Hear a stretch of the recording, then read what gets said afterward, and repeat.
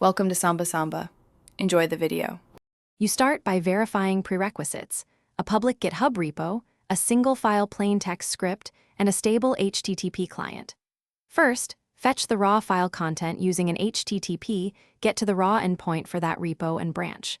Make sure the response status is 200 and content type is text/plain or similar.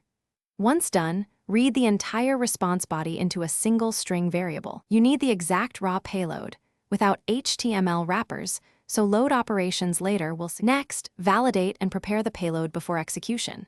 You should remove any byte order mark and sanitize odd control characters, then trim surrounding whitespace to prevent accidental errors. Make a quick size check so you're not loading megabytes into memory, if it's large, stream, or chunk instead. Perform a lightweight static check for immediate syntax markers or band operations so you catch obvious issues early. Once cleaned and validated, wrap the string for the runtime loader to interpret correctly. Finally, compile the string with Loadstring or your environment's equivalent, supplying a controlled environment table if you need sandboxing.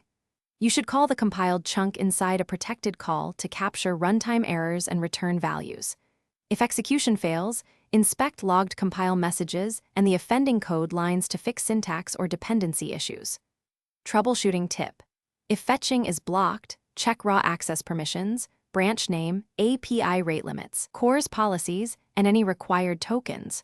Resolving access usually fixes the most common failures. Thanks for watching. Consider subscribing if we helped you.